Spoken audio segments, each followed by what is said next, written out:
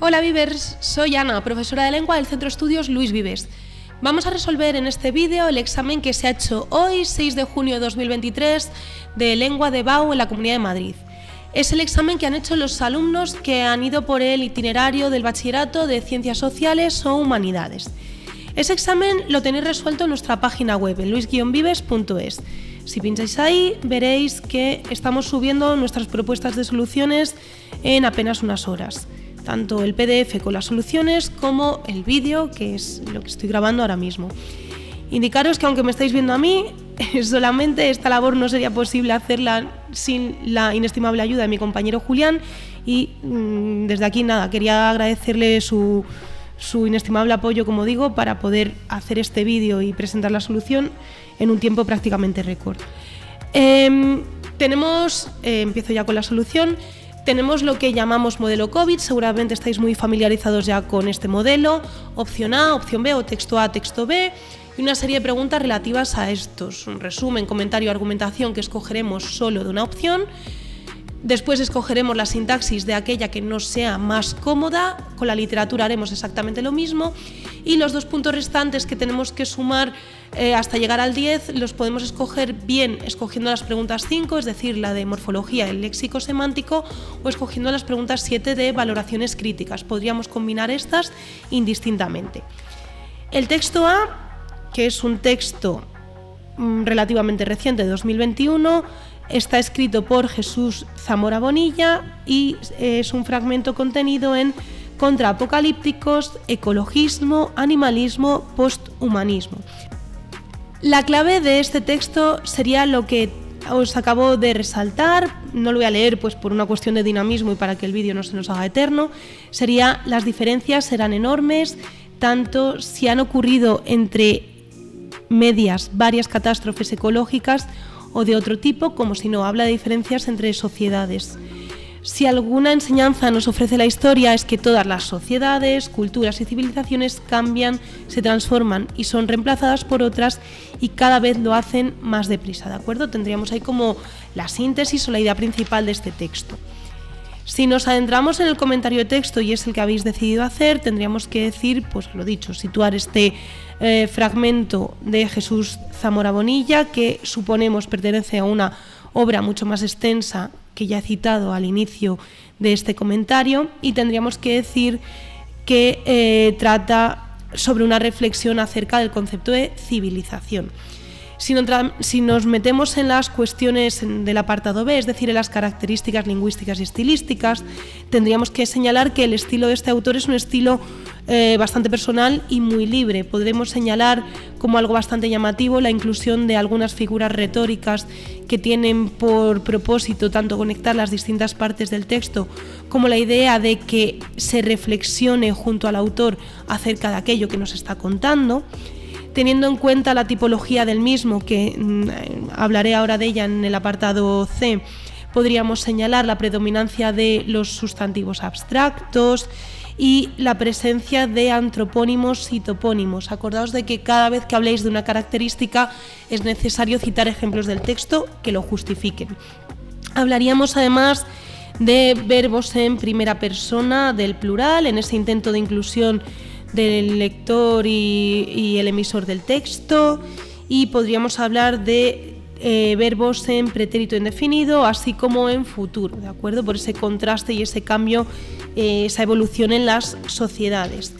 Para darle más rigor a aquello que está diciendo el autor, tendríais que comentar la presencia de argumentos en forma de hipótesis, referencias que hace a culturas tanto pasadas como presentes y, en fin, unas características que hemos dejado expuestas en este texto, en el PDF, que, como os digo, está en nuestra página web si queréis verlo con un poquito más de atención.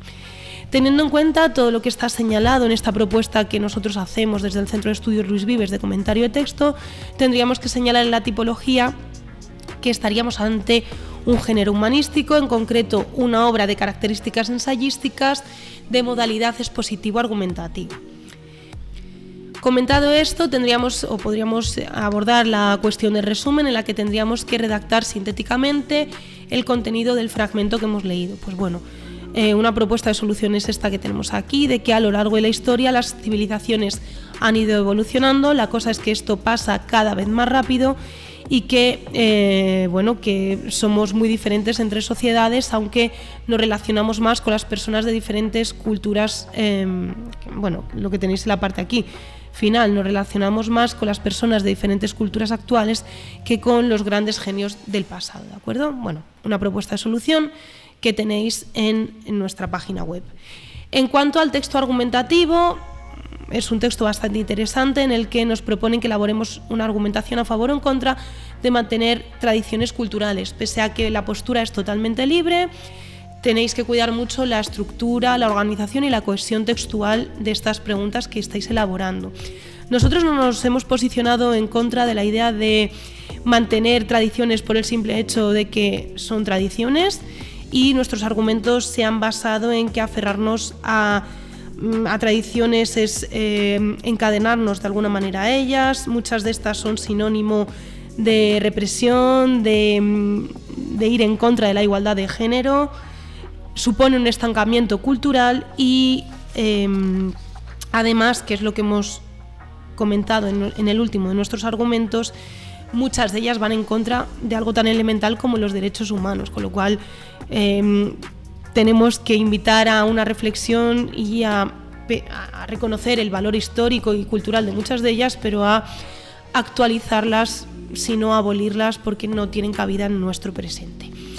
Bien, si pasamos a las cuestiones más gramaticales, veremos una frase relativamente cortita en la opción A que dice: todo depende de qué criterios utilicemos. Tenemos dos verbos, uno de ellos es depende y otro es utilicemos. Dado que el nexo es este interrogativo con tilde, que está en medio de los dos, tendríamos que decir que depende es el verbo principal. Depende es el clásico verbo que sabemos que tiene que llevar complemento de régimen, depender de algo, ¿de acuerdo? Todo, por cierto, sería el sujeto, el resto de la oración el predicado, y lo que os estaba diciendo, tenemos que señalar el complemento de régimen. El complemento de régimen siempre es un sintagma preposicional, así señalamos que de es el enlace y lo que le sigue es la sustantiva de término. Acordaos que los nexos de las sustantivas, salvo que y sí que van a tener función, y este que es un que con tilde, con lo cual lleva función. Utilicemos va a ser el verbo de la subordinada, habrá un sujeto omitido que seamos nosotros, y qué criterio será el complemento directo. ¿Qué criterios utilicemos? Los utilicemos. Criterios será el núcleo y ese que funcionará además de nexo como determinante. La palabra del análisis morfológico no era especialmente compleja, nos preguntaban acerca de desaparecer. Tendríamos que señalar que es un verbo, en este caso es un infinitivo formado por derivación. Esa derivación se explica en la presencia de des como un prefijo que ya sabemos que indica negación. Aparez, hasta la C sería la raíz o lexema, se compone de una vocal temática que sería la E, nos indica que, que es de la segunda conjugación, y una R en forma de desinencia verbal. Probablemente si habéis puesto junto como sufijo se dé también por válido porque es otro análisis morfológico correcto, pero bueno, como queremos aportar una solución en el PDF, hemos aportado esta, pero de forma oral queríamos explicaros que podría haber una alternativa a esta solución que os proponemos, las dos serían igual de válidas. Si pasamos a la parte de literatura, en esta pregunta 6 de la opción A nos están pidiendo que expliquemos las principales tendencias, autores y obras principales del teatro anterior al 39. Tendríamos que señalar un breve contexto histórico de las circunstancias del teatro anterior al 39. Es un teatro aún en libertad, no tenemos a la censura que sí que va a sufrir el teatro en la época de dictadura, y tendríamos que hablar, eso sí, de dos grandes corrientes: un teatro comercial muy marcado todavía por aquello que el público exigía, y un teatro que intenta ir un poquito al margen de esas exigencias, que es un teatro renovador. Acordaos de mencionar a autores tan importantes como a Echegaray y obras como Mancha que limpia, La calumnia por castigo, al premio Nobel Jacinto Benavente, teatro de corte modernista como a Eduardo Marquina, autor del Gran Capitán, Las hijas del Sol Las hijas del Cid y muchísimas obras más, como En Flandes ha puesto el sol. La corriente del teatro cómico, con autores como los hermanos Álvarez Quintero, Carlos Arniches y a Unamuno, intentando poner una pincelada distinta, una pincelada de color, un poquito de algo distinto en el momento, con obras como Fedra, Raquel encadenada o En otro. El género chico, que era este teatro que tenía tanta acogida a principios del siglo XX, se va a ver ensombrecido por el cine, que supone una novedad y hace que a la gente le atraiga muchísimo más. Si hablamos de más intentos renovadores y hablamos de teatro anterior al 39, hay que hablar de Ramón del Valle Inclán, por supuestísimo, con su género El Esperpento, y obras como Luces de Bohemia, Martes de Carnaval y Divinas Palabras.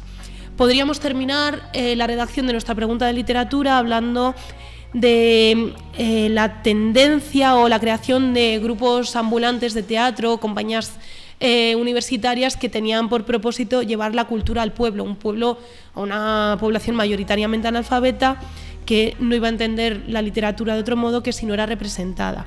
Así tenemos compañías como El Búho, de Max Aub, La Barraca, de Lorca y de Eduardo Ugarte. Si hablamos individualmente de estos autores, tenemos que mencionar por supuestísimo a Federico García Lorca, que probó un sinfín de géneros teatrales, además de otros géneros como los poemas y demás, que ya hablaremos a continuación de él, pero bueno, dentro del teatro lorquiano, hablar de obras como El Público, de corte vanguardista, o La Casa de Bernarda Alba, que es una obra relevante como ninguna dentro del teatro del siglo XX español. Tenemos además una poetización del teatro llevada a cabo por Alejandro Casona en obras como Nuestra Natacha, Max Aub, que va a continuar después su trayectoria en el exilio, pero anterior a ello tenemos alguna pieza como El celoso y su enamorada, y por último Jardiel Poncela, con títulos muy largos, muy llamativos dentro del género humorístico, como pudieran ser Cuatro corazones con freno y marcha atrás. La última de las preguntas de esta opción A sería la de la valoración de una obra. En este caso nosotros creemos que la que se puede acoger muy bien para hacer esta pregunta, teniendo en cuenta las fechas que nos exigen, que es del 40 al 74, es decir, a plena dictadura, pues para nosotros sería Nada, de Carmen Laforet, una obra que se presta muy bien a esta pregunta. Habla de las fechas en las que fue publicada, tenemos en cuenta eso, que es plena posguerra, plena dictadura. Hablamos de que está en Barcelona, una Barcelona que representa una opresión, unas ilusiones que se van destruyendo, una protagonista femenina que es Andrea y todo lo que ella va viviendo a lo largo de la obra. El propio Ramón J. Sender ya reconoció la importancia de esta obra de Carmen Laforet, y tenemos que señalar que por los temas sociales que trató y que fue tan valiente de tratar Carmen Laforet en el momento, se puede tomar como uno de los referentes del realismo social imperante en la época de los 50. Bien, comentada la opción A del examen, pasaríamos a hablar de la opción B. En esta opción B, que voy a ella, tenemos un texto de 2017 cuya autora es Remedios Zafra, y tenéis aquí pues, bueno, el título de un artículo, es un artículo que ahora hablaremos de él, El futuro pospuesto, publicado en el Magazine Digital sobre investigación e innovación cultural del Centro de Cultura Contemporánea de Barcelona. Este no tiene tanto así una parte concreta a la que os pueda decir dónde está lo importante, pero sí que es verdad que aquí al inicio nos habla de que el mundo cultural se nutre y se mantiene hoy de entusiastas becarios y una serie de profesiones que os voy a comentar después. Habla del aplazamiento de lo que se considera la verdadera vida por las condiciones en las que estos están, de que hay quienes que se aprovechan de la vocación precisamente de todos estos trabajadores y buscan el mayor beneficio a la menor inversión, y una parte muy interesante al final que dice: si este sujeto, es decir, ese trabajador tan talentoso pero explotado, apostara hoy por iniciar el largo camino hacia un trabajo estable en el ámbito cultural o académico, su entusiasmo podrá ser usado para legitimar su explotación. Es un texto muy interesante, ¿vale? Habla de una temática que es muy necesario denunciar y ser conscientes de que existe. me dejo de reivindicaciones y paso al comentario de este texto. Es un texto, como decíamos, escrito por Remedios Zafras sobre la precariedad laboral en el ámbito cultural y académico y cómo esta precariedad obliga a postergar planes vitales personales. Si atendemos a sus características, vamos a estar ante un tipo de texto, como habéis visto en donde está publicado, de corte artículo de opinión, o sea, periodístico artículo de opinión, con unas características propias de un texto argumentativo expositivo. Así vemos que tiene una modalidad expresiva muy marcada, lo notamos en la presencia del léxico valorativo, que se refleja tanto a partir de la utilización de sustantivos abstractos como de la adjetivación mediante adjetivos calificativos. Pues fijaos qué marcada connotación tiene errantes, polivalentes, eufemísticas, como de oraciones de relativo que os hemos ido señalando. Hablar además de que, como está denunciando una situación actual, el presente es el verbo predominante en este texto, y que de lo que observa ella en primera persona habla evidentemente en esta persona gramatical, y de que de los afectados va a hablar en una tercera del plural. Las referencias al presente la encontramos en algunas marcas deícticas, en adverbios como hoy o el sustantivo presente, y para hablar de esa postergación y esa esperanza futura que no llega, pues bueno, tenemos algún adjetivo como os hemos ido señalando. Teniendo en cuenta la temática del texto que acabo de mencionar, hay un campo semántico relativo al ámbito laboral, además de otro relativo a las profesiones. Se repiten ciertos términos por la relevancia precisamente con el tema, e encontramos incluso una familia léxica formada por precarios, precariedad, precario. Encontramos un lenguaje embellecido en el empleo de algunas metáforas por parte de la autora, y además señalamos por último la idea de aportar e ir reforzando sus ideas a través de conectores de adición como son y o como es pero también. Por todo lo señalado, que os vuelvo a remitir al PDF que tenéis en nuestra web por si queréis ver de una manera un poquito más detenida, podríamos decir que estamos ante un texto de carácter expositivo argumentativo, en concreto un artículo de opinión.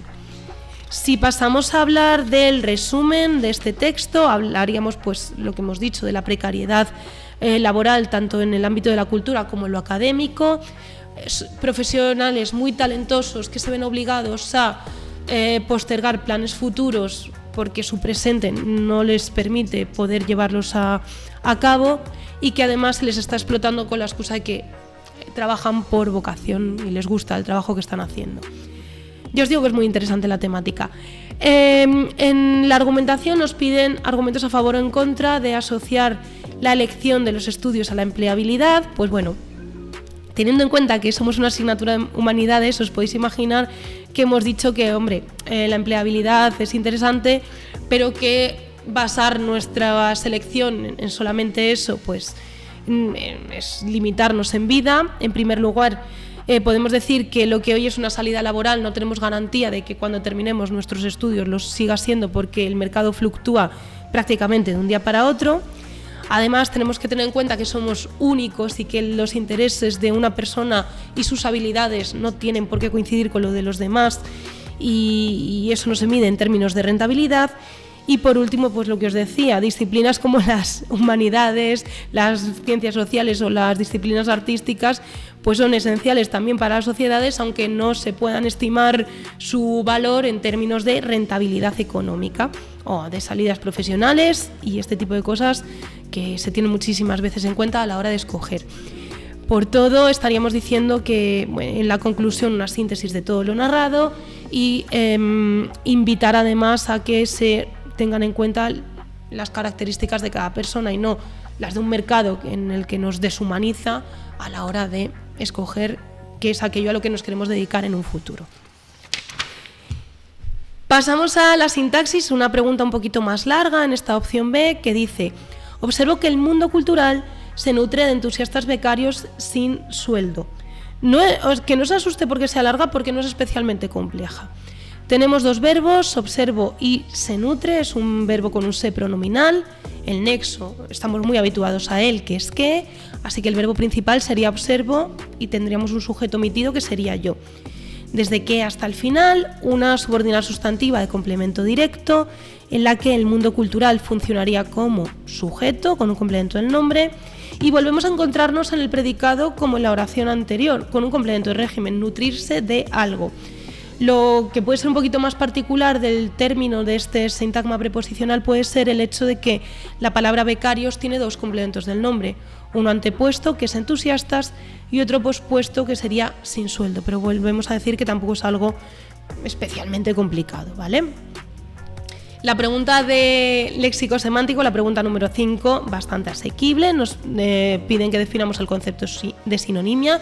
Ya sabéis, términos distintos que coinciden en significado, y dos sinónimos de la palabra sueldo podrían ser salario, retribución o cualquiera que sea reemplazable por este. Paga, en fin, nos señalan dos, pues tampoco vamos a poner más. Si hemos escogido la pregunta de literatura de esta opción, hablaríamos de la poesía posterior al 39. Esta poesía está marcada por la ausencia de un montón de literatos que continúan su trayectoria en el exilio. Eso vamos a hablar de ello enseguida. También señalar que algunos van a morir en los años de la guerra o anteriores a la guerra, y que quienes se quedan en España lo van a hacer bajo una censura que los miraba con lupa. Dentro de las ausencias en el panorama español podemos señalar autores que ya hemos conocido en la generación del 27, como eran Guillén o Alberti, Salinas, y algunos nuevos que tenemos que señalar ahora serían León Felipe, Juan Gil Albert o Pedro Garfias.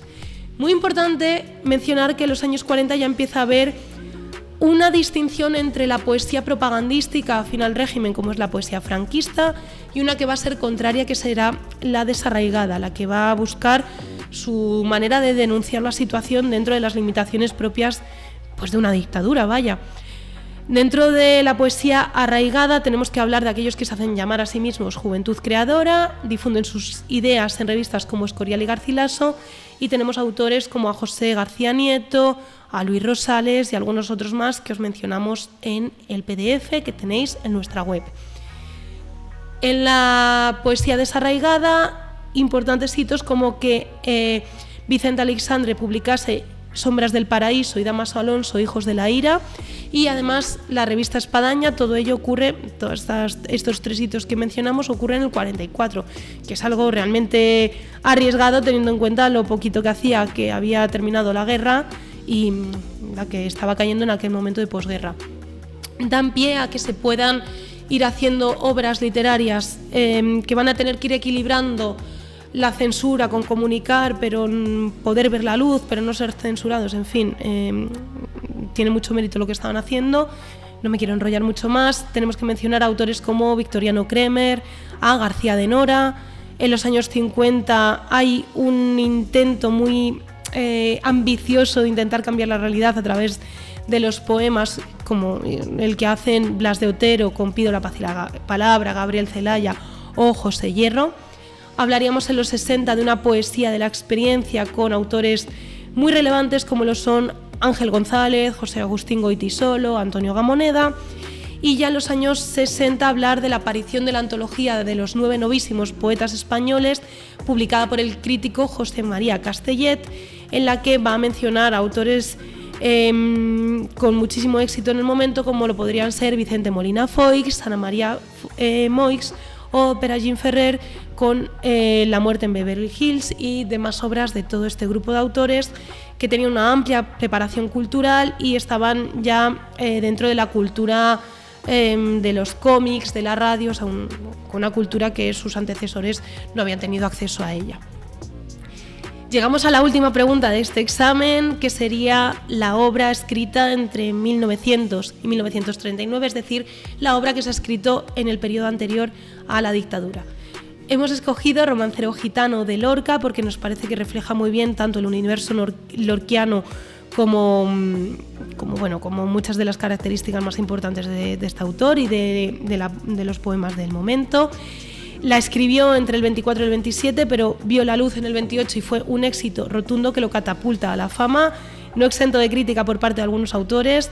Va a hablar se empieza a ver ya ahí la atracción que tiene por el universo por el mundo gitano, por cómo están ligados a la tierra, el vínculo que forman entre ellos y el desprecio a veces del resto de la sociedad. Tenía como precedente otra obra del propio Lorca, que era Poema del Cantejondo, y tiene mucho vínculo también con rasgos del romancero gitano. Y es por todo ello, por su influencia cultural, temática, el estilo y la musicalidad, que la consideramos una de las obras cumbre ya no solo de Lorca, sino de la literatura española de 1900 a 1939. Esto sería todo lo relativo a la solución de este examen. Vivers, si os habéis presentado esta prueba en esta convocatoria, esperamos que os haya ido genial, y si estáis viendo este vídeo para preparar vuestro examen, esperamos que os haya servido de muchísima ayuda. Un saludo.